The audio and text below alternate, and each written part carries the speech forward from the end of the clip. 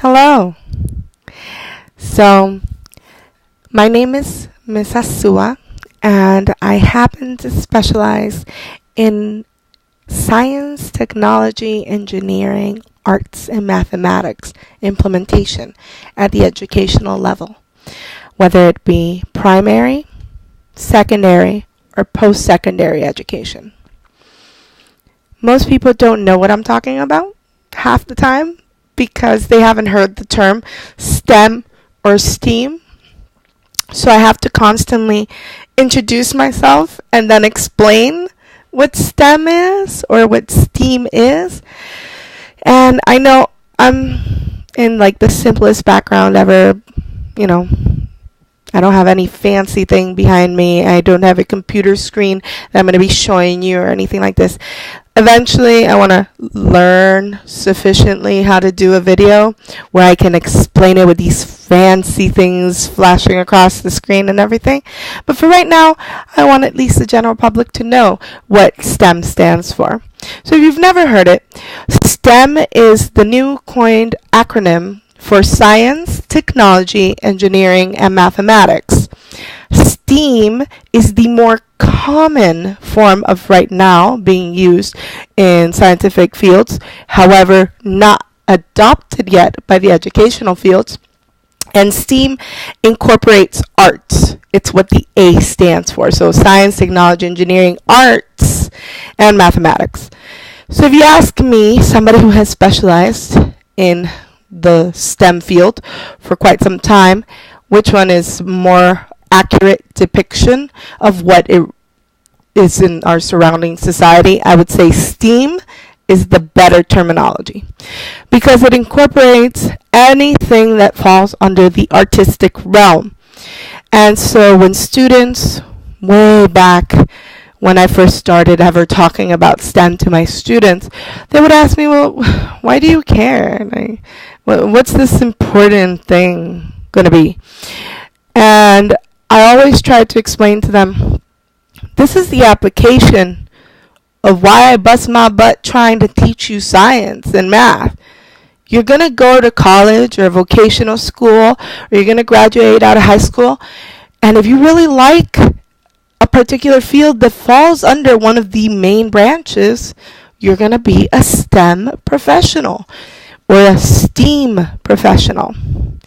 And so what does that mean? Well, that means you fall under the traditional categories of the science, the technology, the engineering, or the math. And with the A, the arts.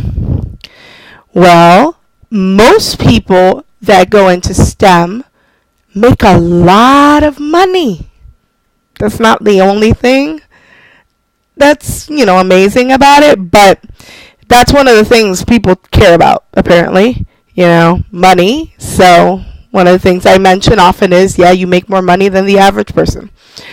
And that's because you're in a field that's very sought after at the global level, not just the United States, rather the whole world, seeking scientists, mathematicians, engineers, healthcare professionals. You're being sought after because there's a necessity.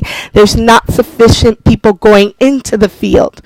Well, one of the things that's really amazing about that is, as a nation in the U.S., we are trying to push it as a social norm in all educational parameters. We want people to become educated in STEM professions. It's something that would drive commerce and global equity. However, not enough people are graduating from the high schools to go to the colleges or going into the vocations that deal with STEM. Well, that's a huge problem economically, because 10 years down the road, or even 20 years, we're not going to have enough people treating us at a hospital or enough people to supply the demand of engineers and technologists that need to work with the technology we're creating. So we're going to become a generation of incapable assets. You're a person, you're taking up space, but you're not able to produce anything that assists society. So who takes that role? Who goes in for that profession? Well, all the other countries are doing really good. They're doing amazing work in STEM. They're trying to push math and science because somebody has to take that role. Somebody has to be that doctor. Someone has to be that engineer. Mechanical engineer, chemical engineer, biomedical engineer. Someone has to be that IT person that knows how to fix the problem. Is it the hardware? Is it the software? Is it a bug, as in a viral bug in the computer system, such as a Trojan horse? Or is it going to erase my entire computer's hardware? You have to have people capable of these things to proceed in the society that we are in. Then another notion is that females and traditional minority groups such as Hispanics, African descent, Asian descent, Indian descent, which is in the United States called Native American, all these are traditionally like this much of an entire STEM field. So you got this huge population of people in STEM. Most of them are men, and like this much are women. And if you go into engineering, it's like less, even less. It's less than 25%. In some minority groups, it's less than 35% as a whole in all of STEAM and STEM. So for many years, I've taught children of all walks of life, every demographic, every age group, every possible learning disability that you want to inform an instructor about. And I don't think it is limiting people if you tell them you have the capacity and the willpower and the intellect to push past these norms, past these obstacles, and go into a profession within STEM, and go into a profession where you can make a difference in the lives of countless others. So I've had children who've asked me, and even adults who've asked me, well, I'm not sciencey. I don't like math, I like art, but art's not, in that. Writing, I like writing. Writing's not in that. Wrong. It is so in that. What's a journalist that writes about STEM? He's a STEM or she's a STEM professional. They write about science and everything that's happening. So obviously they have to research it and make sense of it. Well, you could be a writer, the best writer in the world, and still be talking about STEM. You could be a graphic animator who happens to focus on science drawings or science fiction. It doesn't even matter if it's science fiction. You have to know something about science in order to know if you're doing science fiction, so therefore you are technically in science. Even though you're not like mixing chemicals in a beaker, that's not what most scientists do. In fact, most science is research that entails some form of procedure that allows them to make an observation. So there's a lot of data analytics involved in almost all walks of science and math and engineering. So what I'm trying to say is you obviously have to have a passion for what you're doing. But if you're good at science, as in biology, chemistry, physics, anatomy and physiology, marine science, whatever science class you took, if you're good at it, or even if you're not good at it, but you like it, you actually like it, then it never hurts to try and get into a STEM field. I mean, the worst thing that could happen is like, you find out, oh, not very good at it. You know what? I need to reconsider this. Let me change a major. But if you end up being really good at it, or you fall in love with it and you push yourself hard enough and you can get into that STEM field, you have a greater potential of earning more. That's true. You also have a mission and purpose in life, which allows the rest of society to benefit from your actions as well, because you're assisting society in a greater development of its human population and growth in the academic realm and intellectual realm. And I know I think way too holistically. I know people think you're thinking like this big, and we're thinking like, I want a car and a nice phone, and I'm thinking, how does my life affect thousands of others? And maybe it's the way I am, maybe it's the way I was raised, I don't know, but I've always thought that way. I don't like to think of things as, I'm going to earn more money, this is what I'm going to go do. I don't. And you're going to be like, who is she? What is she qualified in? I have 3 master's degrees. My first bachelor's degree was your traditional biology degree in pre-med, and I minored in psychology. I was going to go to college for medicine. That is what I wanted to do. I wanted to be a doctor. Not because I wanted to be rich, not because I wanted to gain fame. I wanted to be a doctor because I wanted to help people. I wanted to assist them as best that I could. My health did not allow me to take that path, so I had to find another one. And I found the second most loving profession I could think of, which was teaching, because I had been tutoring privately for 10 years, long before I went in and graduated with my bachelor's. And I had already seen the difference that made in life. So I said, let me go in that realm of field. But I still acquired 3 master's degrees as I taught full time. At one point I was in 2. So yeah, I'm not an idiot.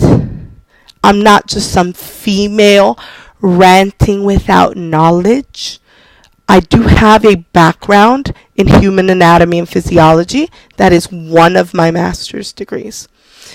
One is in administration, and another one is in psychology, which especially is specialized in learning disabilities. And when I look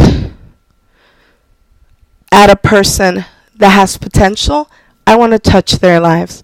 I want to influence them in some capacity to excel beyond what they think they're capable of. And that's a lofty goal to do when you can barely go outside at times. And like, I have health issues that have inhibited me from walking outside that door because my body can't carry me there, or I'll drop to the floor. So now I have found that in the internet I can reach more people than I ever thought I would ever possibly reach. So if I'm reaching you, I hope that you take the message that STEM is the future of our, not just society, but of our human population. In the next 50 years, we need to put out enough humans with the intellectual capacity to understand the engineering, how it integrates with the technology, how it integrates with basic sciences, what we call the biological sciences that study biology, the study of life.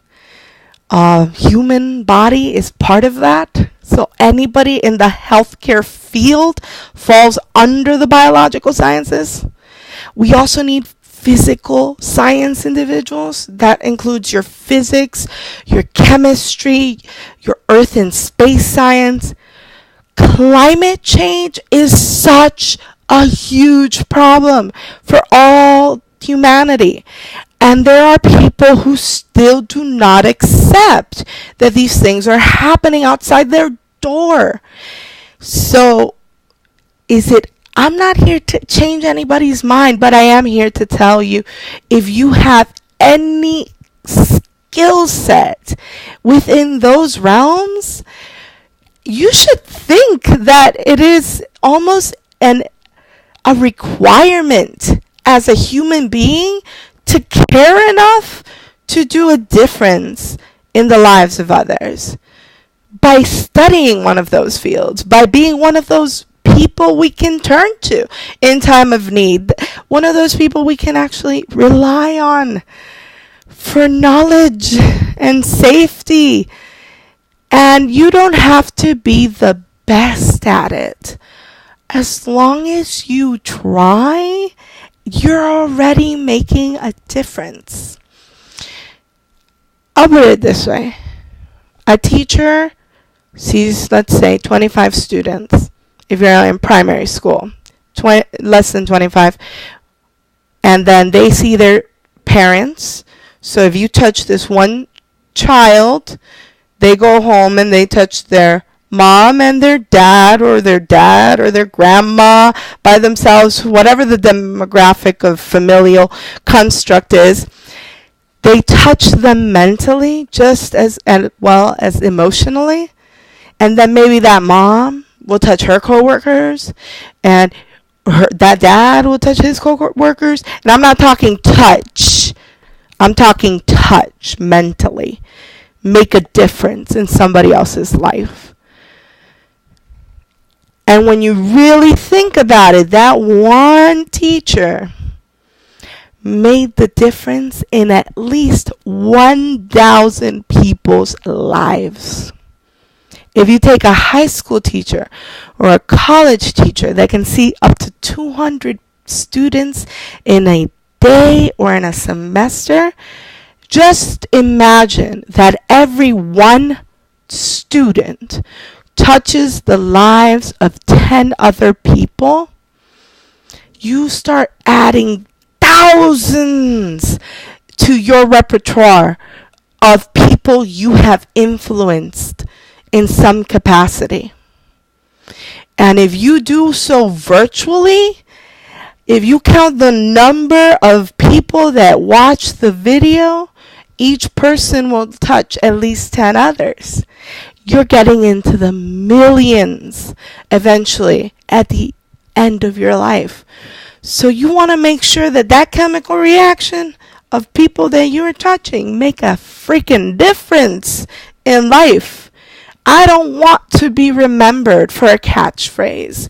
I don't want to be remembered for being silly or funny. I want to be remembered for the difference I made in your life. I taught you one thing that helped you become a better person, or I taught you one thing that helped you understand something at an easier, better capacity, and now you can exercise that knowledge and extend it beyond what you thought you were possible, then I've done my mission. So I've already, in my 10 years, have touched plenty of lives. I'm good. I'm happy with the amount of people's lives I've touched. But I do think I have a responsibility to educate as many people as I can in what the future entails in regards to STEM and STEAM. We need people that want to go in those fields. If you're a woman and people are making fun of you because you're studying one of these fields, few women go the full way, because you look at the numbers are low. And they go not so far because their people around them make a difference. Women that are studying it, they could have full capacity for it, but their family members are telling them it's silly, or their friends are saying, oh, You can make so much more money doing this other thing. Listen, money's not everything. It is, though, something that drives our society. You do need a economical method of controlling humans. And unfortunately, money happens to be one of those. But if you are studying engineering, or you're studying medicine, or whatever your heart desires, it falls within any of those capacities. Don't let others' judgments, comments, stop you from fulfilling yourself to the maximum capacity. Because you might be the person that makes that difference in the future. The one that discovers something that we did not have a cure of.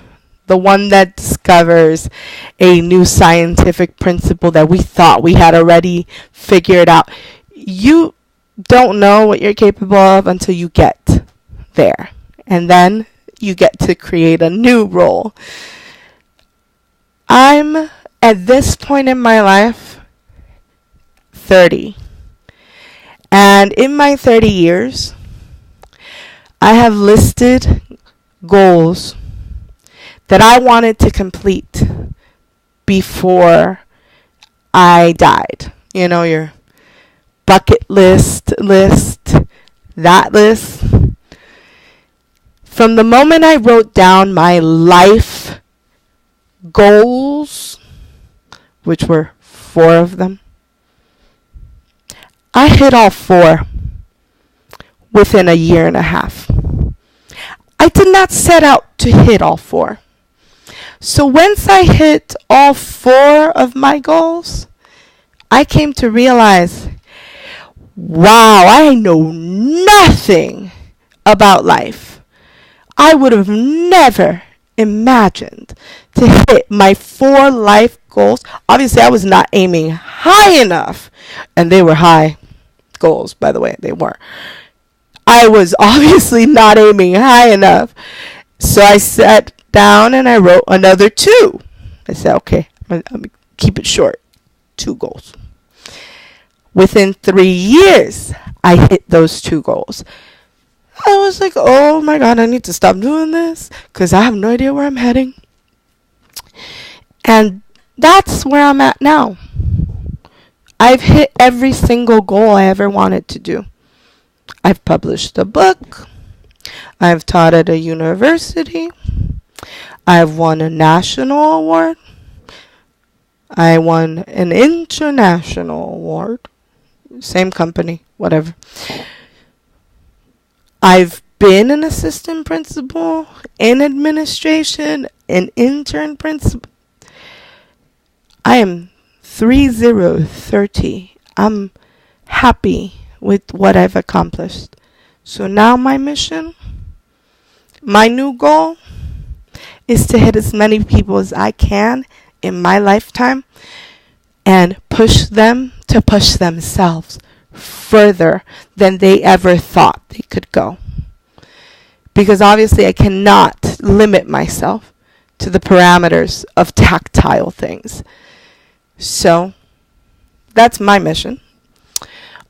But I also want to mention, for those of you that are artsy and love art, I happen to love art too. I draw as a hobby. That graphic design, animation, marketing, graphics that surround us everywhere, like Coca-Cola bottles, Clorox. I happen to have Clorox in front of me. All these different marketing brands. And I'm not promoting anybody, nobody paying me. All of that requires somebody to draw it or come up with the concept or concept art or whatever. That in itself is important as well, because it drives the fundamental nature of our lives. We go to the store, we buy stuff everywhere, online a lot of the time. Someone has to design these things. They don't design themselves. So even if you don't think you fit the traditional role within STEM, there are countless possibilities. Don't let the name walk you away or push you away. Embrace it. That's just something new and exciting to learn. What else is there's, for example, within the realm of marketing, they call it affiliate marketing, which is you basically affiliate yourself to a brand or a sponsor, and you put them on your website and people click on the button because they want more information or they want to buy the product or whatever. But because they clicked on it, you make money. That's a freaking mathematics equation. You basically your entire job is to determine the probability of people clicking on that button and getting you money per click. Clickbaiting is a mathematical equation. You have to know statistics and basic algebraic principles in order to determine and calculate how much potential income you can have just by doing that. I mean, if you're ever in doubt, feel free to email me. I'll tell you how things are integrated in STEAM. Like, I can tell you how almost any field can fall under the branch of STEAM.